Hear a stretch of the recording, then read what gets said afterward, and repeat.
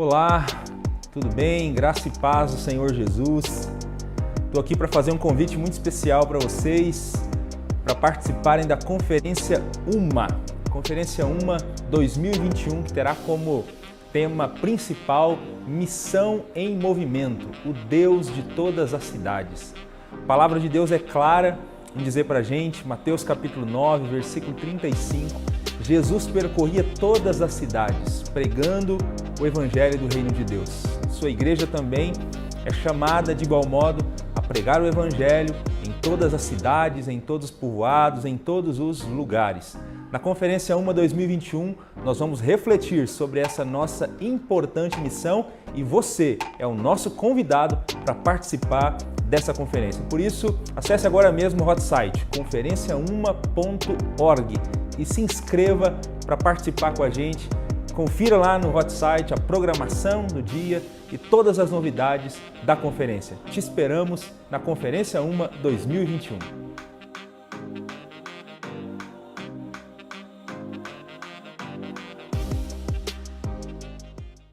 A paz do Senhor Jesus, meu irmão, minha irmã, sejam todos muito bem-vindos a mais um estudo da nossa lição bíblica. Eu sou o pastor Samuel e é uma alegria ter você aqui conosco. Você está na nossa escola bíblica especial. Você pode disparar esse link aí para todos os seus contatos, WhatsApp, Instagram, para que outras tantas pessoas possam ter acesso a esse conteúdo, participar aqui com a gente. Como você sabe, a nossa escola bíblica vai ao ar às quartas-feiras e reprisada aos sábados. Então você precisa compartilhar para que nós possamos atingir um maior número de pessoas. Bom, além disso, você sabe, né? Curtir, se inscrever no canal, coisas que você já está acostumado. E olha, a programação está muito cheia e eu tenho certeza de que você será muito abençoado com cada programa que está nessa nova grade aqui do canal dos Promessistas. Hoje nós vamos partir para a lição de número 4. Nós estamos nessa nova série de lições e dando respostas bíblicas para algumas questões que são contemporâneas. E hoje nós vamos conversar um pouquinho sobre uma afirmação da Escritura. Homem e mulher os criou. Pega aí o seu papel, sua lição bíblica, a Bíblia Sagrada e vamos juntos estudar mais esse tema da Palavra de Deus.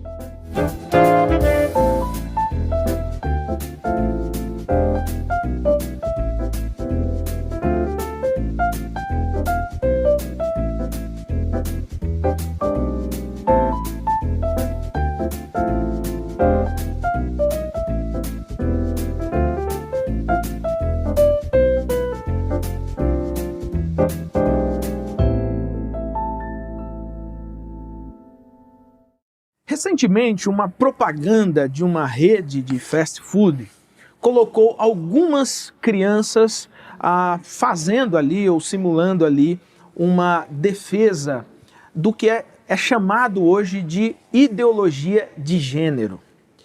Obviamente que isso causou uma grande polêmica, uma polarização, grandes debates e etc. Veja só, nessa lição de número 4, nós, obviamente, vamos tratar dessa questão da ideologia de gênero. Nós não queremos, obviamente, levantar nenhum tipo de polêmica ou fazer qualquer tipo de debate polêmico sobre esse tema. O que nós queremos é abrir a Escritura Sagrada, abrir a Bíblia, que é a nossa regra de fé e de prática, e deixar ela falar conosco como é que Deus enxerga homem, como Deus enxerga a mulher. Dentro da nossa sociedade, e por isso que essa se tornou uma questão contemporânea tão importante, nós temos diversos pensadores, nós temos diversos grupos que fazem cada um as suas defesas dos seus pontos de vista, mas nós precisamos nos atentar ao que diz a palavra de Deus. Como seguidores de Cristo, como tendo a Bíblia como o centro das decisões da nossa vida, nós precisamos perguntar para Deus quais as ideologias que nós devemos olhar com um olhar confrontador ou não. Por isso que essa lição de número 4, ela vai trabalhar a partir de um texto base muito importante para nós, que é Gênesis capítulo 1, versículo de número 27. Criou Deus o homem à sua imagem, a imagem de Deus o criou, homem e mulher os criou. Quando nós olhamos para a Escritura, ela oferece uma resposta para essa questão contemporânea, para esse debate contemporâneo. Para a gente entender um pouquinho sobre o que é a ideologia de gênero, sobre como ela tem influenciado a sociedade, o pensamento na sociedade, inclusive as novas gerações, também compreender como as questões da homossexualidade também tem sido um debate constante na nossa sociedade e o que a palavra de Deus fala sobre isso. Para nos ajudar a encontrar essas respostas na Escritura, está conosco aqui mais uma vez para ajudar nas respostas e na reflexão o pastor Willy. Pastor Willy, eu estou aqui com a sensação de que você ficou com os temas mais difíceis, né? Mas seja bem-vindo, que seja um tempo abençoador mais uma vez. Amém, amém. Paz do Senhor, pastor Samuel, paz do Senhor, meus queridos irmãos, irmãs. Tema difícil, desafiador, e eu peço a Deus que a gente tenha sensibilidade, cuidado, mas ao mesmo tempo sabedoria, pela graça de Deus, para tratar essa questão que é uma realidade muito incisiva na sociedade, nos tempos que a gente tem vivido, que obviamente tem alcançado as nossas famílias, as nossas comunidades, e saber lidar com essa questão não é algo simples, não é algo comum. Então a gente pede sensibilidade dada por Deus para não agredir ninguém, mas também não negligenciar a missão de trazer orientação bíblica a respeito dessa questão. Verdade. Essa é uma questão muito contemporânea mesmo. Assim, eu estou me lembrando aqui de um episódio, pastor Willy, uma vez conversando com um casal de amigos, ela não era cristã, nunca tinha frequentado nenhuma igreja e tal. E aí quando o meu amigo apresentou, não, esse aqui é o Samuel e tal, e aquela coisa toda, e ele é pastor. Ah, você é pastor e tal? Eu sou pastor, e aquela conversa toda. E ela ouvindo assim atentamente, aí depois de alguns minutos ali interagindo, ela resolveu fazer uma pergunta. E a pergunta que ela fez foi a seguinte: o que você pensa sobre o homossexualismo? É muito interessante porque talvez há um tempo atrás, esse primeiro contato que uma pessoa tivesse com um pastor e tal, ela faria outras perguntas. Sim. Ela queria saber a existência do diabo, se o mal existe, por que as pessoas sofrem. Mas a gente percebe que dentro de um recorte geracional, as pessoas querem, esse assunto, melhor dizendo, ele está tomando conta mesmo do pensamento. Sim. E eles... é como se exigisse de alguma forma algum posicionamento ou alguma explicação a respeito disso, né? Sim, sim, sim. Verdade. Pastor Willy, vamos começar então aqui dando uma definição sobre o que é a ideologia de gênero e as suas tentativas de ser implantada na nossa sociedade, talvez recortando aqui para o Brasil, né? Bom, a gente tem um conceito natural de que a condição biológica de um ser humano define se ele é homem ou mulher. Essa é a definição natural que nós temos. Sim, foi o que aprendemos na aula de biologia. Foi o que a gente aprendeu e é a expectativa que a gente tem de uma gestação, né? Então é homem ou mulher, e isso é definido quando a criança vem à tona, quando ela nasce, agora até antes, né? Mas a grande expectativa é definir o sexo da criança. Logo, se a gente entende se a gente percebe que nasce homem, se o órgão sexual é masculino, a gente não só chama de homem, mas existe uma série de conceitos a respeito do que ele vai exercer na sociedade. Ele é criado como, né? Exatamente. Então ele nasce homem, ele corta o cabelo de homem, ele veste como homem, ele é preparado pela família para exercer o papel de homem na sociedade e vice-versa, né? Logo nascendo mulher, naturalmente a gente já tem um conjunto de roupas que foram preparadas e preparar esse ser humano para exercer esse papel social. Então, esse movimento da ideologia de gênero, ele quebra esse conceito que nós temos. Então, eles dizem que nós temos já uma ideologia pronta, né, que define o ser humano a partir do sexo, da questão biológica. E eles desprendem o ser humano dessa questão. Então, não é porque você nasce com o órgão sexual masculino que você necessariamente tem que exercer o papel de homem na sociedade. Isso para eles foi um conceito que nós pré-organizamos, né? E que por vezes tem tornado o ser humano infeliz, porque pode ter nascido no corpo de homem, mas a mente, o coração, não sei como muito bem se definir Ou isso, a decisão, né? Não é necessariamente identificado com a questão genética. A princípio, eu acho que seria aqui a questão fundamental, né? Esse desligamento. E essa questão também acaba se estendendo à questão até da vida sexual, da vida íntima, né? Porque além dessa indefinição, desse desligamento da condição biológica com a questão de ser, né, do papel que ele vai exercer na sociedade, para eles também não necessariamente nascer homem é ter atração por mulher, e vice-versa. Nascer mulher é ter atração íntima, sexual por homem.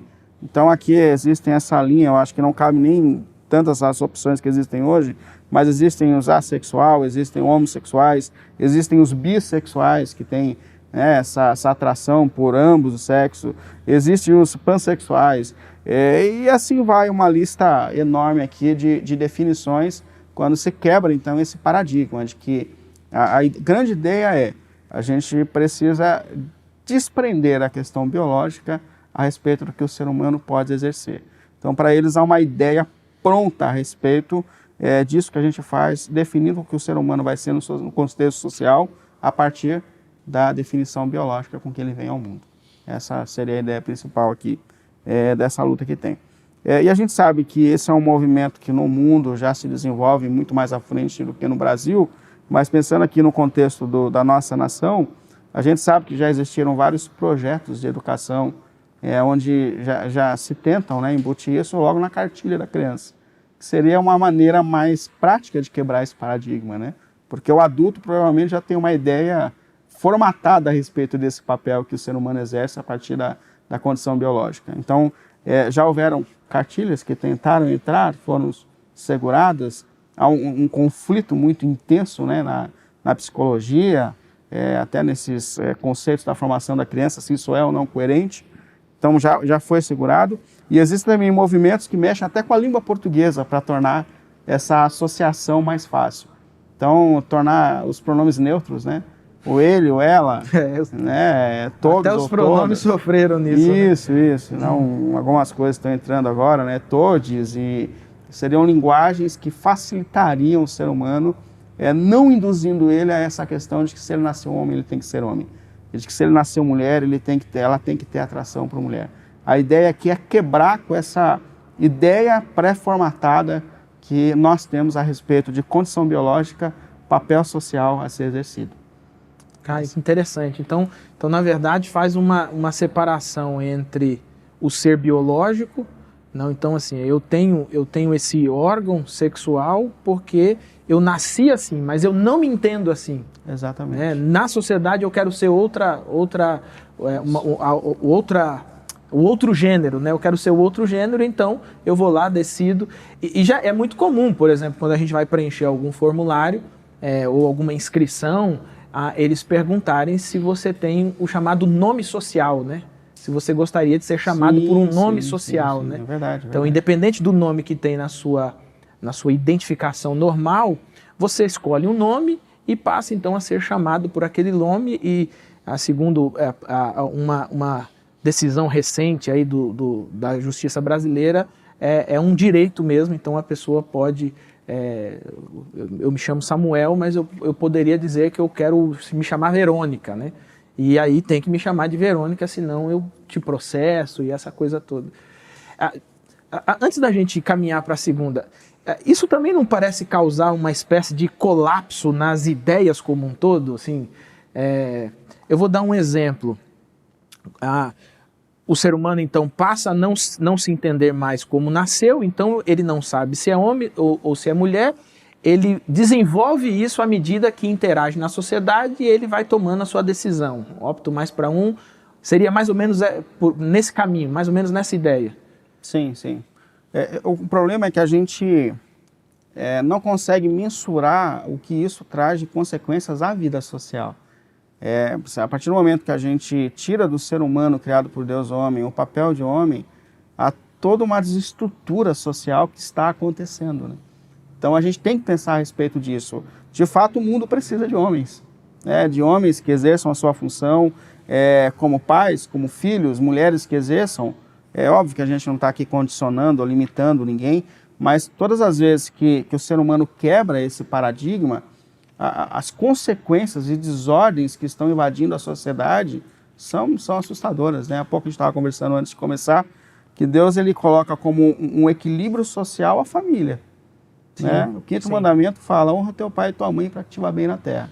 Então a nação de Israel está sendo conduzida a um novo país, eles estão formando uma nação e a regra que Deus coloca não é um bom presidente.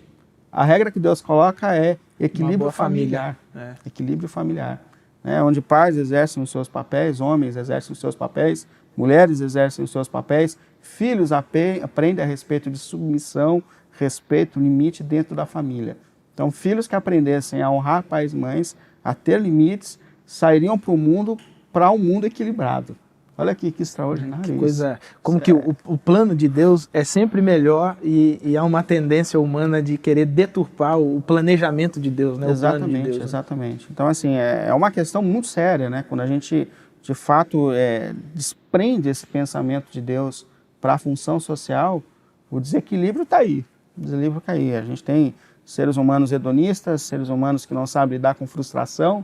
Estava vendo esses dias um administrador de empresa, um influente, dizendo que ele está diante de uma geração que não pode ser corrigida no ambiente de trabalho. Sim, sim. Por quê? Porque nunca foram corrigidos dentro de casa. Por quê? Porque homens deixaram de exercer o papel de pai dentro de casa. Pensa na desordem que isso causou. Ele falou, então é normal aqui agora, estar no meio do trabalho, ele falou, escuta, você precisa chegar mais cedo. Só bate o livro, fecha tudo, o computador, vai embora para casa. Ele falou, agora é normal isso. Você entendeu? Antigamente a pessoa brigaria pelo emprego, né? Não, e detalhe, vai um processo. Sim. Vai um processo. Aí ele falou que ele vai buscar a fonte disso, mesmo não sendo cristão. E ele percebe que a gente lida hoje com uma sociedade onde os pais deixaram de exercer o seu papel de correção, disciplina, frustração, e a partir disso a gente tem seres humanos inseridos na sociedade completamente desequilibrados emocionalmente, não sabe lidar com a frustração, com a perda, com o não. Então a gente pega aqui na raiz disso o desequilíbrio social sério que tudo isso tem causado. Você vê que não é tão simples, né? Não é só uma questão de escolher se você quer ser homem ou quer ser mulher. Não é só uma questão. Há um colapso generalizado em todos os ramos da sociedade. A gente fala que é meio clichê, porque desde antigamente os pastores já estão dizendo isso, né? Mesmo antes de teologia, que a família é a base da sociedade. Sim. E não é clichê, é verdade. O equilíbrio social vem de equilíbrio familiar. A maior luta pela transformação do mundo não acontece numa luta externa, acontece numa luta interna. Onde a gente aprende a ser humano próximo a Deus, a partir disso ama a esposa, ama o marido e cria filhos para a glória de Deus. O projeto de Deus nunca veio lá de cima, veio sempre de dentro para fora. Sim. Jesus não começa sentando no trono de Roma, ele começa com 12 caras desajeitados e um traíra. Mas ele vai com os 12, ele vai com eles para mudar a história. Então, assim, o projeto de Deus sempre é do menor para o maior, né? Como um grãozinho de mostarda que é plantado e quando cresce, vai invadindo espaço. E a gente vê isso, inclusive, na própria história da igreja cristã, né? Eu estava lendo esses dias aí, não me lembro onde exatamente, mas o escritor estava dizendo que no primeiro século houve um grande colapso, ele chama de colapso, uma espécie de colapso social. Por quê? Porque as interações sociais se alteraram. Então, por exemplo, nós tínhamos naquela época uma sociedade em que a mulher, por exemplo, era uma propriedade, então ela não tinha valor algum e coisa do tipo, até o dia que esse homem ou essa mulher se renderam ao evangelho, né? E é interessante porque a mudança ela não acontece do padrão político para a sociedade, ela vai acontecendo em casa, né? Aí ele chega a comentar o seguinte: como que o evangelho expande numa mudança da sociedade. A vizinha começou a olhar que o marido da vizinha está tratando ela melhor.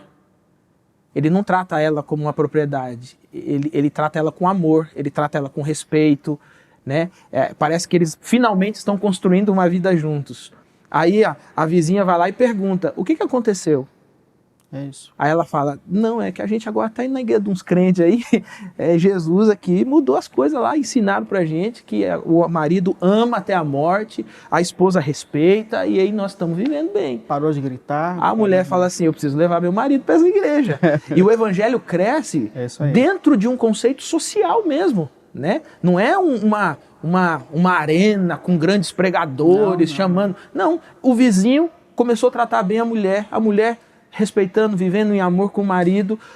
Os vizinhos começaram a olhar e falaram, não é possível, essa família tem um negócio diferente. Né? Sim, sim. Aí você percebe que o evangelho tem essa sutileza, como você falou, do menor para o maior, né? Do pequeno para o grande. Né? Só a questão é que essa luta pelo ambiente familiar ela é tremenda. Tanto é que ela é o contexto da carta de Paulo lá no capítulo 6 a Efésios, quando ele fala da luta espiritual. Sim. Quando ele fala do campo de batalha, ele fala da família. É muito interessante. Não né? é? Sujeitáveis uns aos outros. Maridos amem as suas esposas, e mulheres amem seus maridos, e filhos honrem seus pais. Aí quando ele fala assim, mas diante disso, fortaleçam-se no Senhor e no seu poder. Porque de fato, a luta espiritual para que isso não se torne uma realidade é muito grande. É muito grande. É muito grande. Né? Então, e ela não é humana, né? Não é humana. É contra potestades, contra principados. Não é humana. Então, Paulo deixa essa questão muito séria. A gente está falando, parece, por coisa simples, mas o campo de batalha acontece dentro da nossa casa. Né? Acontece dentro dessa formação familiar para a glória de Deus. Né? Filhos criados para a glória de Deus serão a mudança do mundo, da sociedade, manifestação do reino de Deus. Então isso aqui para a gente, pastor Willy, não é só uma discussão filosófica, né? Não é é exatamente isso. Isso aqui tem uma espiritualidade pura. Quando a gente vem para a Escritura, para a gente entender qual é a teologia bíblica da criação, qual é o papel da criação, como Deus faz e interage com isso, não é uma pessoa disse assim para mim, não, eu não acredito em ideologia de gênero, eu acredito em ideologia de Gênesis. Eu falei, você está errado, porque Gênesis não é uma ideologia, Gênesis é a verdade de Deus. Sim, a verdade da Escritura, não é uma ideologia, não é uma ideia, isso não. Essa é a verdade de Deus, né? O propósito do Deus Criador para a criatura. Exatamente. Quando a gente olha então para isso, nós não estamos olhando só para uma sociedade enquanto seres humanos, antropologicamente dizendo, mas estamos também considerando o fator espiritual de ataque maligno dentro dessa esfera familiar. E isso é evidente. Eu acho que você não precisa nem ser espiritualista para você enxergar que há um ataque maligno sistemático. Eu até costumo pensar que Satanás ele abandonou tentar os pais e mães. Né? Porque agora ele já percebeu que os pais e mães deixaram os filhos soltos, então ele vai direto nos filhos, né? O programa de televisão é pro filho, o cara do YouTube lá, o influencer é pro filho. Então assim, a gente já sabe que não vamos te influenciar, a gente vai influenciar ele, né? E às vezes a gente perde tempo discutindo coisas sem sentido, enquanto esse colapso, né, da nossa família, da casa, está acontecendo. Né? Sim, sim. Eu só acho importante a gente sempre lembrar, até falar isso mais para frente, que o medo não é de quem pertence ao reino de Deus. Eu sempre tenho me deparado com pais dessa forma. Então sai a propaganda, pastor, vamos esconder os nossos filhos. Não. A profecia bíblica diz que o reino da luz, ele prevalece sobre o reino das trevas. Então se a gente tem a missão de formar filhos para a glória de Deus, a gente pode descansar nisso. A minha luta é ensinar a respeito do reino para o meu filho. E eu tenho certeza de que ele influenciará o mundo no qual ele está inserido. Então, a nossa posição como cidadãos do reino nunca é de medo, mas é de preparo para a missão. É um conflito, né, do reino da luz com o reino das trevas. Mas a gente tem que acreditar nisso, que a formação de pessoas, que o respeito familiar, que essa relação... Eu não sei se eu disse isso numa escola bíblica, se eu disse eu vou dizer de novo, mas eu achei extraordinária a fala que foi colocada em uma das nossas lições, da outra série, onde ele fala assim, a melhor forma de um pai amar o filho é amar a mãe dele. É extraordinário isso. Sim. A melhor forma de um pai amar o seu filho é amar a mãe dele. Ele está vendo, ele está observando, ele está acompanhando, ele está se desenvolvendo. É comigo que ele está aprendendo como que se trata uma mulher ou como se trata um homem. Então, a grande luta está aqui, mas a gente precisa confiar que uma igreja que se engaja nessa missão, ela é forte. E ela vai vencer o mundo, porque isso já foi dito por Amém, já foi dito por Cristo, né? E Cristo deixou, inclusive, as ferramentas para que seja vencido, né? Bom, vamos caminhar um pouquinho mais, pastor Willy. Com base no capítulo 1º, né, de Gênesis e também no capítulo 2º, assim como nos textos do capítulo 4 e Levítico 12 e o comentário, como é o ensino bíblico a respeito da doutrina da criação sobre o gênero? Importante isso, porque eu acho que diante de tantas vozes, né, que a gente tem a Sim. respeito do que é o correto, o que não é correto, é óbvio que a gente recorre para a palavra de Deus, e olhando para o propósito do Deus Criador, a gente entende de fato como a família, a sexualidade se desenvolve. Aí eu pego lá no texto do Gênesis, capítulo 1, no versículo 27, que diz assim, ó, Deus criou o homem, a sua imagem, a imagem de Deus o criou. Homem e mulher os criou. Primeira coisa aqui que fica clara, né, que Deus cria seres humanos com uma distinção de homem e mulher.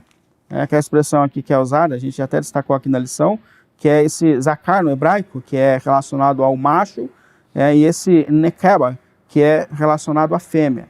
Mas é muito claro aqui que existe de fato uma distinção criada por gênero, Deus, né, desde o princípio, e ambos criados à imagem de Deus, ou seja, iguais, né? Deus sendo uma trindade com 3 seres iguais, com funções diferentes, cria seres humanos iguais, né, horizontalmente, porém com diferença na sexualidade.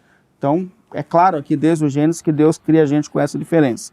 Quando a gente vai para o capítulo 2, a gente percebe Deus detalhando mais essa diferença que existe, porque ele cria que o homem foi criado, Gênesis 2, 7 a 8, mas aqui ele coloca a expressão de fato de homem, né, do macho, que é usado aqui no Ishi, no hebraico, que traz essa relação de não só a condição biológica, né, mas o fato de que a condição biológica define o fato homem, o fator homem, né, a posição como homem.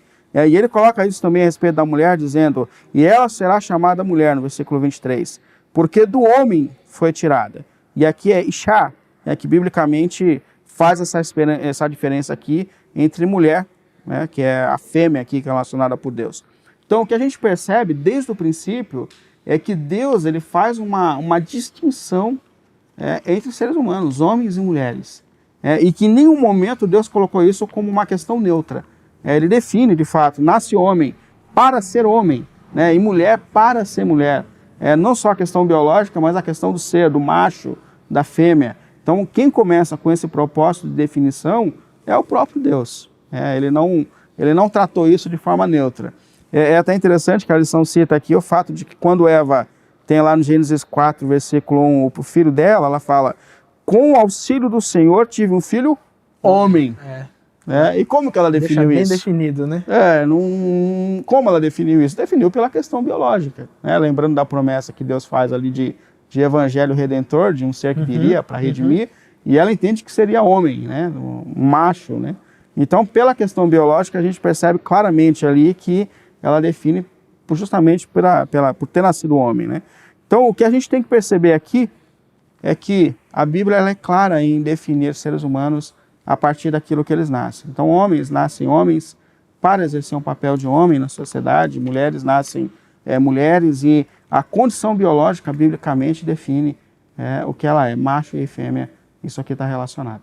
Então Deus cria, mas cria com uma distinção funcional. Caberia mais ou menos a expressão. Isso, né? isso. A distinção é funcional e não de essência, né? Não de criação, né? Criou um melhor ou um pior, criou um mais... Não, ela é só funcional, né? Funcional. Mas eu gosto do texto, porque o texto diz, e Deus criou o homem, a sua imagem e semelhança. Homem e mulher os criou, né? Então ele coloca homem aqui no sentido geral, né? Mas ele especifica, né? Ele distingue homem e mulher. Ele criou os dois, ele criou da mesma forma, né? A imagem e semelhança, né? Eu gosto muito dessa expressão que vem, a sua imagem o criou, quando está o homem e a mulher criados, né? Porque assim como Deus é uma comunidade, né? São 3 pessoas, a imagem de Deus em nós só pode ser refletida quando ele cria as duas. Porque é por meio do relacionamento que nós expressamos Deus. Então é extraordinário isso. E isso não tem nada a ver com, como você disse, mais importante ou menos importante. Porque é a imagem de Deus, trindade, 3 pessoas eternas iguais, Deus nos cria iguais também para o relacionamento. Mas a distinção desde o Gênesis ela é muito clara, e a relação da condição biológica com o papel a ser exercido na vida e na sociedade. Legal. Bom, na nossa pergunta de número 3, meu querido estudante, eu ia falar estudante, né? Porque é estudante e estudante, né?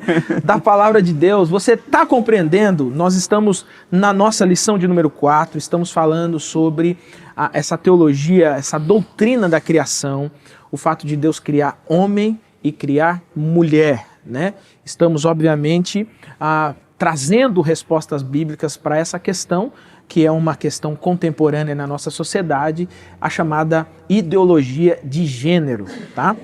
Na pergunta de número 3, então, com base no texto de Gênesis também, e também de Gálatas 5, e o comentário 2, compartilhe com a classe o padrão para a sexualidade, conforme idealizado por Deus. Comente também sobre a luta contra os desejos pecaminosos. Pastor William, eu acho que aqui a ideia é a gente entender qual é o padrão que Deus estabeleceu para a sexualidade, né? Então acho que a gente começa a saltar um pouquinho da ideia da ideologia, né? Já vimos que a Bíblia fala de fato que Deus criou homem e mulher, então essa ideologia à luz da Bíblia não existe, né? Deus criou o gênero diferente, gênero homem, sim, gênero mulher, mas agora a gente fala de uma outra complexidade na nossa sociedade, que talvez desde a origem, né? Se você tem uma dificuldade de definir gênero, automaticamente você também vai ter uma dificuldade de compreender o padrão de sexualidade, né? Como que a Bíblia responde a isso, pastor William? Legal, muito bom. Então fica claro que a definição biológica define sim, né, o ser macho ou fêmea, mas há ainda essa outra questão, né? Porque será que porque nasci homem tenho que ter atração por mulher, né? Essa atração também foi pensada por Deus. Aí eu leio aqui o Gênesis 1:28, onde Deus diz assim, ó, Deus abençoou e lhes disse, e só o homem e a mulher, né?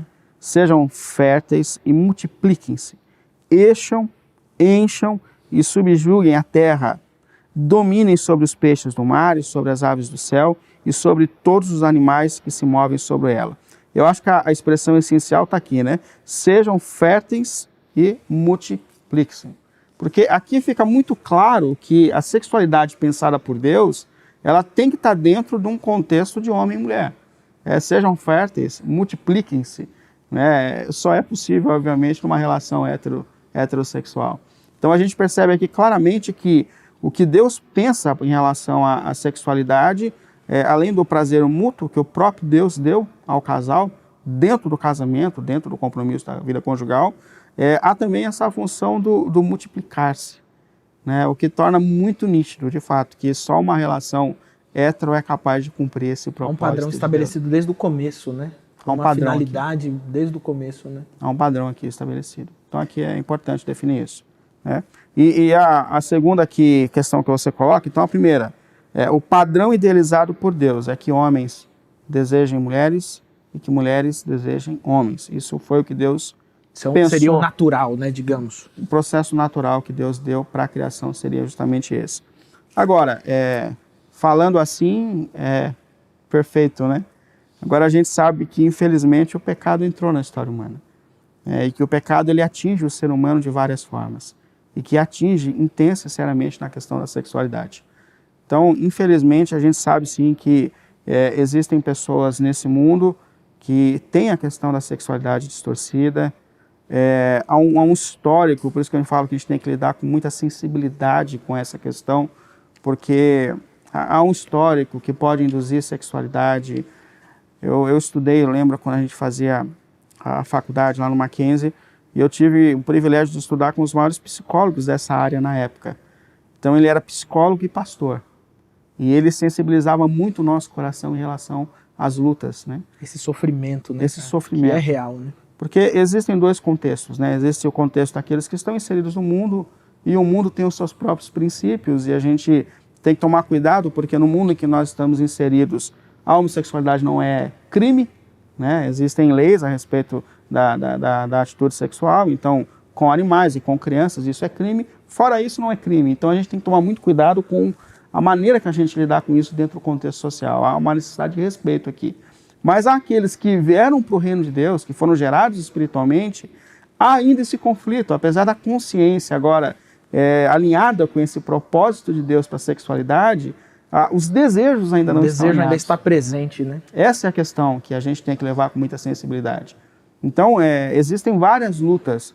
Eu até destaco aqui que a gente tem que tomar cuidado, porque às vezes o olhar está só sobre a homossexualidade. Mas a questão da sexualidade, ela foi atingida de uma forma generalizada. Sim, sim. E talvez um dos ambientes mais escuros, né, da vida humana seja na questão da um dos mais secretos também. Do mais secretos. Então, a gente pode estar aqui falando da homossexualidade, eu acho que aqui cabe por isso até o respeito, né? Mas tem a homossexualidade, mas tem o vício na pornografia, tem o vício vários vícios aqui, masturbação. O próprio vício do sexo mesmo. Do sexo, da masturbação, de várias outras questões que também ferem a Deus, né? Só que a gente tem um preconceito de que só a questão da homossexualidade é uma desordem. Então a gente tem que tomar muito cuidado com essa questão, não é uma luta simples. O apóstolo Paulo fala em algum momento, lá em Romanos, né, a gente não sabe a que momento ele se refere ali exatamente, há uma luta até entre os reformados, mas ele fala, ser humano miserável que sou, porque tem coisas que eu não quero e que eu continuo fazendo. Sim. Então há uma luta tensa e intensa a ser enfrentada em relação a esses pecados íntimos, né, que estão aqui na natureza humana. Então o conceito de que a relação íntima ela é feita por Deus para o homem e para a mulher é muito claro na Bíblia. Porém, a gente sabe que o pecado afetou a natureza humana, trouxe distorções à natureza humana e que lutas tremendas são enfrentadas nessa área aqui, que a gente precisa olhar com muito cuidado. É o cuidado e a sensibilidade, né? Eu acho que no trato pastoral é muito comum a gente receber pessoas assim, ou numa conversa, num aconselhamento, ou simplesmente, às vezes, é só para você abraçar o drama, né? Eu já estive com pessoas que não me falava nada, só chorava, né? É o drama, né? O compartilhar do drama, né? E quando a gente olha pro padrão da Escritura, e eu acho que é sempre interessante a gente fazer esse contraponto, né? Existe o padrão de Deus estabelecido e existe aquilo que gerou-se de consequência a partir do pecado, né? E aí, assim, a luta é sempre uma tentativa de voltar ao padrão de Deus, mas a gente sabe que a restauração completa disso é só quando Jesus voltar mesmo. Só né? quando Jesus voltar. Então, alguns terão lutas até a volta de Jesus Cristo, né? Sim, esse psicólogo que a gente conversava, ele tratava pastoralmente e também clinicamente, né, pessoas que se rendiam ao reino, mas que tinham essa disfunção ainda na questão da sexualidade. E ele falava sobre uma multidão de pessoas que se anularam sexualmente. Porque, de fato... o celibato, né? O famoso celibato, porque sofreram abusos na infância que confundiram a sexualidade, coisas que ficaram embutidas no cérebro dessas pessoas, que realmente marcaram a vida delas, ou influências, de fato, do contexto social em que elas foram inseridas, do lar. Ele diz que existem muitas coisas tensas e sérias que levam o ser humano a essa confusão com relação à sexualidade. Mas é importante que a gente diga que no reino de Deus é possível viver transformação, né? E que essa transformação não está só disponível àqueles que sofrem com a questão da homossexualidade, e não só eles devem lutar contra o pecado, mas todos nós precisamos lutar contra os pecados. Com todas as lutas, né? Cada um com a sua, né? A gente falou que essa luta é espiritual, né? E de fato é espiritual. Eu acho que a questão da sexualidade, do sexo, é uma das mais ocultas, uma das mais guardadas. Pessoas que estão sofrendo com desordens tremendas, nessa questão, elas estão vivendo em segredo, mas também estão pecando. A gente está com foco na homossexualidade, mas existem outras questões a serem vencidas também dentro desse contexto. E a gente precisa vencer, porque não é à toa que o diabo é chamado de príncipe das trevas, né? do escuro. Ele age nos cantos escuros da existência humana. Verdade, verdade. Então a gente precisa vir de fato para a luz em todos os aspectos da nossa vida para que a transformação integral aconteça. Então há um olhar aqui de misericórdia, mas crendo que o Evangelho é poderoso para libertar a gente dessas desordens sexuais. Graças a Deus por isso, né? Graças a Deus por isso. A vida não é um abismo só, não é um acaso, né? Há um Evangelho que aquela famosa frase, né, do dito popular, né, o pau que nasce torto não se endireita, né, mas o evangelho endireita. O evangelho transforma. O evangelho transforma a pessoa de tal forma que mexe com as suas estruturas de DNA, digamos assim, esse DNA existencial, né, mexe mesmo. Sim, sim. E ainda que as lutas elas sejam constantes, né?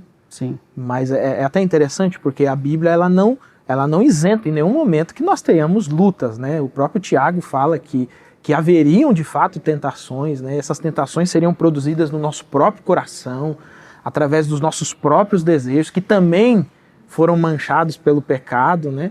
Mas você percebe, por exemplo, nas próprias palavras de Jesus, de que essas lutas podiam ser vencidas. Sim. Né?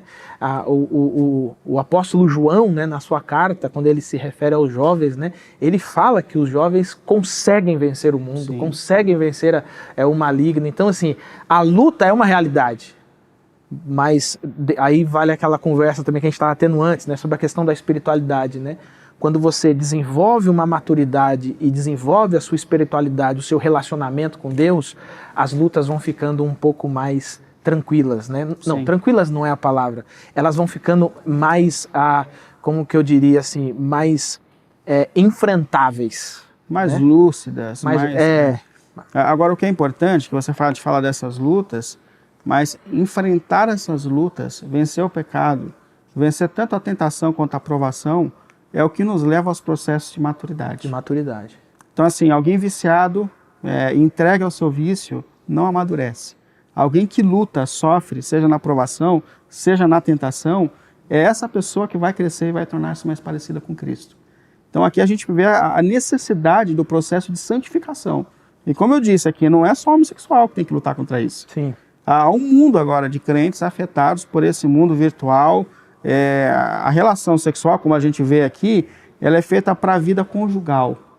Não é para a vida independente, sozinho. Existem pessoas que vêm de outros vícios e falam, quando eu casar, toda a satisfação vai acontecer. Mentira. Você tem que aprender a lidar com os seus desejos. A gente precisa aprender a lidar com o corpo. A gente precisa viver a santificação nesses cantos mais escuros da vida, para que a gente amadureça, para que o caráter de Cristo seja desenvolvido em nós. Amém. Então é uma luta que não estende só ao homossexual, mas é uma reorganização. Eu estava ouvindo uma psicóloga falando a respeito disso, ela falando assim, a gente luta para livrar o homossexual da homossexualidade, mas ele sai de uma armadilha e cai em outra.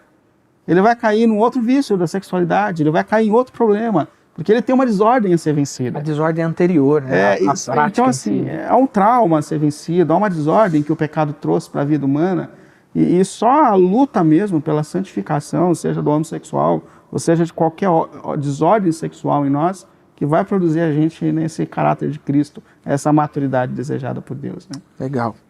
Pastor Willy, como a gente está falando dessa questão da homossexualidade, né, e do homossexualismo, eu queria que você comentasse para a gente qual é o ensino bíblico, né, aí na nossa questão de número 4, qual é o ensino bíblico sobre as práticas homossexuais? Isso é uma questão bastante importante, porque por mais que a gente diga que é difícil, que existam influências, e cabe até a nossa sensibilidade aqui em dizer que quando a gente fala aqui a respeito da luta contra a homossexualidade, a gente não acha que tem um botão, né? Que a pessoa aperta e ela... Que é um equívoco que muita gente acha. Né? E ela passa a ter uma sexualidade organizada. A gente não acredita nisso. A gente sabe que há toda uma história formatada. Como nós dissemos, pode existir traumas, influências. Agora tem essa influência social que está aqui desprendendo o ser humano da questão biológica. Então a gente não está aqui falando que a gente vai apertar um botão e a pessoa vai organizar a vida sexual. Como você disse, talvez seja uma luta a ser enfrentada para o resto da vida, né, que vai ter que ser enfrentada para o resto da vida. Mas é bem importante a gente olhar para o fato de que a Bíblia encara a homossexualidade como pecado. Então, deixa eu tentar aqui ler alguns textos que trazem luz para a gente aqui com relação a essa questão. Quando a gente pega, por exemplo, Levíticos, ele fala aqui que a questão da homossexualidade é tratada por Deus como algo repugnante. Ou seja, desde o contexto do Antigo Testamento, Deus ele tratando essa questão aqui de homossexualidade como algo completamente fora da vontade de Deus e do propósito de Deus. Tá nítido aqui. E os textos aqui, eu peguei aqui Levíticos, deixa eu ler o texto, 18, 22, ó. Não se deite com homem com quem se deita como com mulher. Não se deite com o homem como quem se deita com a mulher. Isso é repugnante aos olhos de Deus. Ou seja, independente do que a sociedade trata como normal ou não, a Bíblia trata isso como um pecado muito sério. Então Deus não só define lá no início de todas as coisas o caminho que o ser humano tem com relação à sexualidade, como repreende depois a atitude do ser humano em estado de pecado, ignorando esse propósito que Deus dá a respeito da sexualidade humana. Portanto, é muito nítido na palavra de Deus. Lá em Romanos, vários textos aqui são citados, mas lá em Romanos capítulo 1, o apóstolo Paulo fala a respeito dessa entrega, né, do contexto social em que ele está inserido, como pessoas que negaram, rejeitaram a revelação de Deus, ou seja, pessoas que rejeitaram o propósito que Deus Criador deu à sua criação. Quando a pessoa, como nós dissemos, as distorções estão na natureza humana, mas quando a pessoa se entrega a isso, para Deus uma rejeição, de fato, do milagre de que Deus cria homem, mulher, e cria toda a condição genética, e cria toda a condição sexual, para que isso seja algo natural. Ao ponto de Paulo fala que Deus os entregou às suas próprias paixões. Sim. Então, aquilo que a gente falou, né? Não que isso seja fácil, natural, essa organização da vida sexual. Mas enquanto a gente luta em orações, e luta contra o pecado, luta contra as desordens, há uma mão de Deus, né, como se estivesse atrás da nossa camiseta, segurando a gente, dizendo, não vai. Eu estou aqui, eu estou vendo a sua luta, eu estou te segurando. Mas pode existir um momento que é o pior da existência humana, quando Deus solta. Vai. Já que você persiste nesse pecado, já que você não quer lutar contra isso, então vai. E o ruim é porque as consequências virão. Essa é a questão, né? Então tudo que se faz fora do propósito de Deus, a gente sabe que é sofrimento, dor e lutas. E é por isso que a gente tem até que olhar com um olhar de misericórdia em relação à homossexualidade, né? Sim. Porque de fato traz dor, sofrimento. Em versículo 27 de Romanos 1, Paulo diz assim, né? Os homens abandonaram as relações naturais, percebe que ele coloca aqui como natural, porque foi o que Deus criou, né? Então, natural com as mulheres e se inflamaram de paixões uns pelos outros. Percebe que a deixa de lutar, quando a pessoa deixa de lutar e entrega essa vida, é aí que a consequência de fato vem. Então, quando a gente olha para o contexto bíblico, a gente percebe claramente que isso aos olhos de Deus é completamente fora do propósito dele. A gente não nega, como nós dissemos aqui, que a luta é séria, a luta é intensa, que a gente tem que lutar contra toda a desordem sexual, e enquanto nós estivermos lutando, Deus estará do nosso lado, nos dando forças para que a gente viva essa transformação. Isso é importante a gente levar em conta. Legal. Bom, vamos então, pastor Willy, pensar um pouquinho aqui nesses desafios práticos e o primeiro deles é falar um pouquinho sobre o investimento pesado que existe na mídia, né? Quando começamos aqui, eu comentei, né, de uma propaganda de uma grande rede que fez uma defesa mesmo da ideologia de gênero, né? E a nossa lição, então, ela coloca a seguinte questão, né? Você concorda que há esse investimento pesado para tornar a ideologia de gênero aceitável? E qual deve ser a postura diante desse fato? Eu gostei do texto bíblico, né? Deuteronômio 6, 7. Né? Eu acho que ele leva para aquilo que a gente falou desde o começo, né?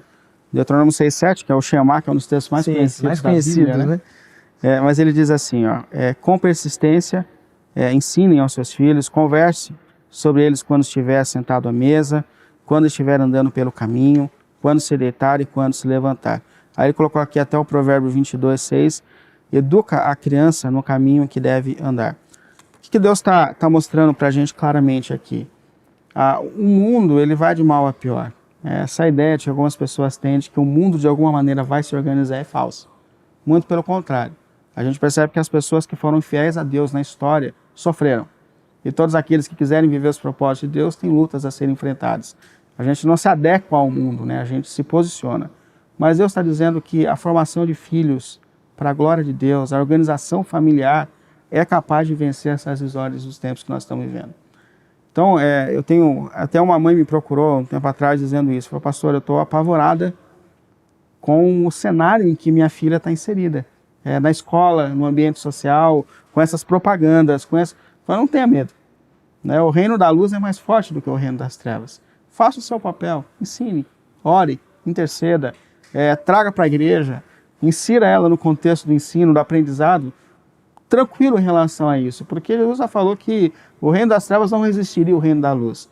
Então, os seres humanos preparados, equipados com o evangelho, são sim capazes de resistir, e não só de resistir, mas de manifestar luz à consciência de outros seres humanos que não têm a influência do evangelho do reino de Deus. Eu gosto de uma frase, não me lembro quem disse, não me lembro quando, mas eu tenho ela bem guardadinha na cabeça, que diz assim, ele estava falando sobre um período da nossa vida que tinham aqueles desenhos e tal, né?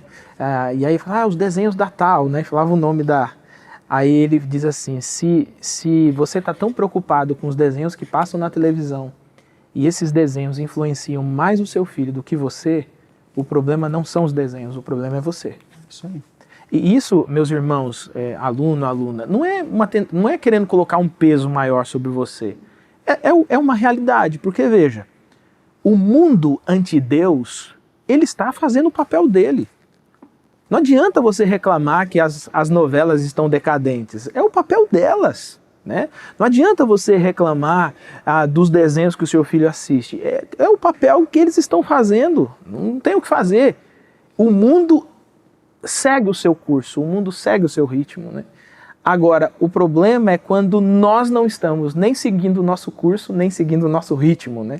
Aí o lado de lá influencia mais do que o lado de cá. Né? Sim, sim. Então nós deveríamos influenciar mais, nos aproximar mais, a ser mais presente na vida dos nossos filhos, mas não é presença simplesmente, né? E isso é importante, sair, andar, passear, isso é tudo importante, mas é uma presença espiritual também, né? De ensino, de dedicação, de tentar dar respostas ao filho de maneira sábia, de maneira palatável, né? Como diz a Bíblia, temperada, né? Com sal. Né? Às vezes a gente vê alguns pais, eles são muito descontrolados, né?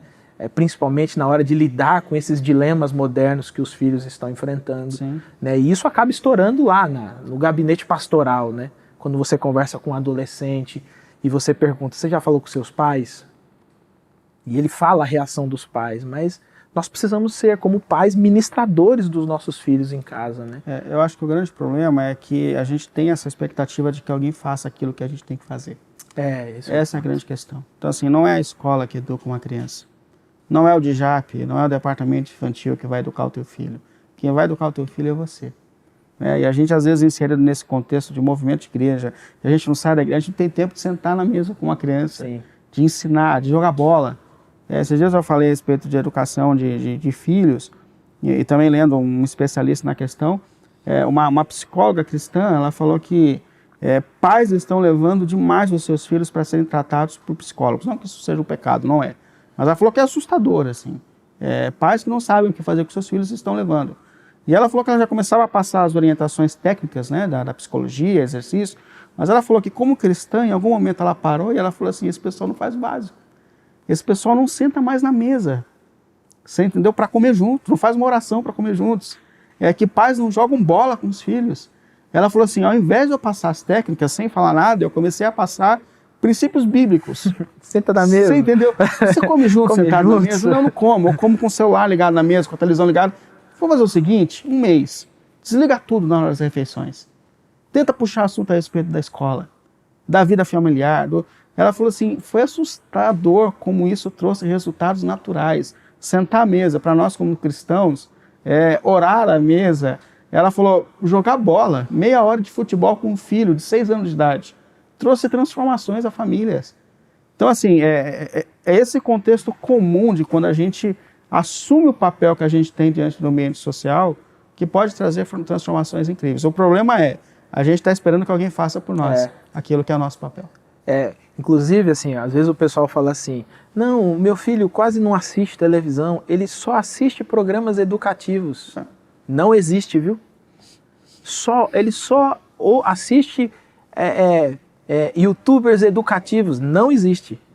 Se nós como pais não exercermos o papel que que Deus deixou para exercermos. Inclusive aí no texto de Deuteronômio 6, o que os nossos filhos vão aprender do lado de fora não é bom, não é educativo, pelo contrário, é deseducativo, né?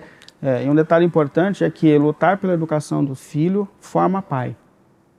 Tem que ficar atento a isso também. Então, assim, aprender a repreender uma criança, a colocar limite, a dar atenção, a desenvolver disciplina, isso me transforma.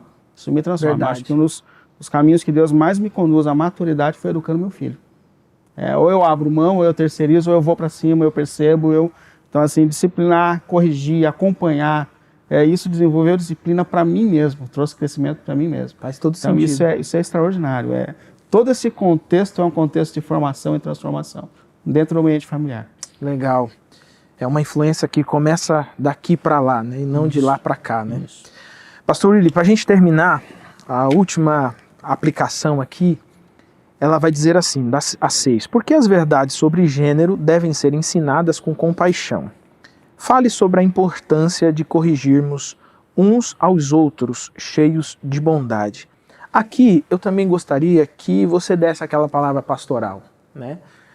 De repente, tem algum jovem, adolescente também assistindo a gente, que está sendo bombardeado por esse negócio dessa ideologia de gênero. Talvez alguns pais que estão perdidos sem saber a direção a qual tomar, mas também uma palavra pastoral para quem está enfrentando a homossexualidade, para quem está nessa luta, né? E aí a palavra, uma palavra pastoral de correção para aqueles que estão já começando a entrar na prática, né? Porque é uma distinção, né, entre você ser tentado e você praticar, né? Então, assim, essas 4 palavras aí pastorais aí para os nossos alunos aqui, que eu lembro. Mas assim, uma questão muito séria para quem está nesse caminho é a gente entender que o Deus Criador, ele tem um propósito para a vida humana. Isso é muito importante. E todo o sofrimento que é trazido à vida humana vem quando a gente quebra os paradigmas que ele deu. Então não é só uma questão de preconceito, não é só uma questão de endurecer porque eu tenho uma ideologia e eu luto contra a sua. Não é isso. É o fato de acreditar que aquilo que o Deus Criador pensou para a vida humana, inclusive para a sexualidade, é o melhor que a gente pode viver. Eu acho que essa é a nossa fé, né? É acreditar que, de fato, por mais que a nossa carne, a nossa natureza queira outra coisa, a gente está aqui para viver a vontade de Deus, lutando contra nós mesmos, contra os nossos desejos. E como eu disse, isso não está limitado à homossexualidade. Isso se estende a vários aspectos da vida humana, onde nós estamos sendo chamados à santificação. Vários aspectos. Então, há alguém que entra por esse caminho, que a gente diz pense no propósito do Deus Criador para a tua vida. Tudo que o ser humano viveu até agora, fora do propósito dele, trouxe dor, sofrimento e desordem. A gente tem que pensar sobre isso. Eu acho que para pais hoje que lidam com essa situação que é tão difícil, a busca por uma orientação pastoral, a busca às vezes por pessoas que de fato você confie, né, que possa orar com você, que possa ajudar você a ter esse redirecionamento. Mas eu acho que o mais importante aqui é a relação da igreja mesmo com a homossexualidade.